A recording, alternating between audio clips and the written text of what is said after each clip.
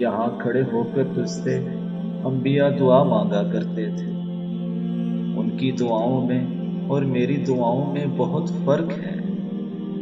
میں نبی ہوتا تو نبیوں جیسی دعا کرتا، مگر میں تو عام بشر ہوں اور گنہگار بشر ہوں۔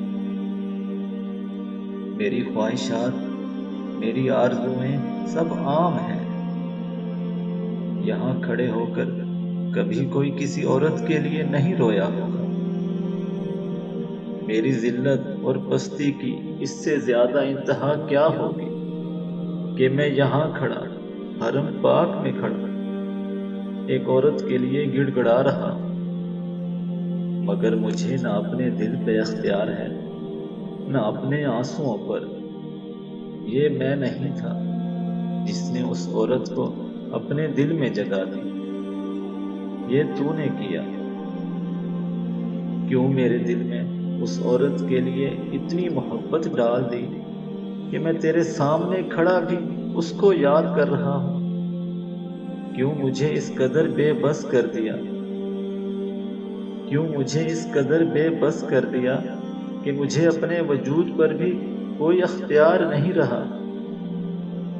میں وہ بشر ہوں جسے تو نے ان تمام کمزوریوں کے ساتھ بنایا ہے۔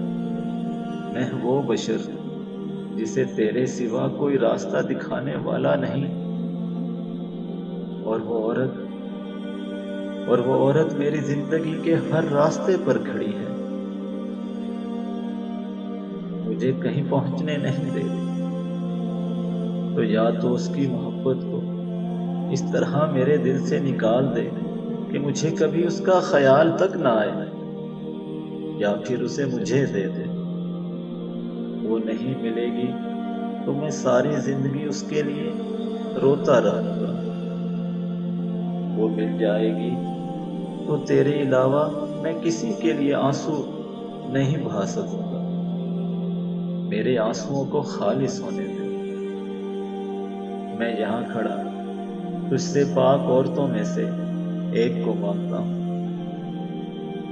اگر میں نے اپنی زندگی میں کبھی کوئی نیکی کی ہے تو مجھے اس کے عوض وہ عورت دے دے۔ تو چاہے تو اب بھی یہ ہو سکتا ہے، اب بھی یہ ممکن ہے۔ مجھے اس آزمائش سے نکال دے، میری زندگی کو آسان کر دے۔ اتنے سال سے میں جس تکلیف میں ہوں، مجھے اس سے رہائی دے۔ مجھ پر ایک بار پھر رحم کر۔ وہ جو تیری صفات میں سے افضل ترین صفات ہے،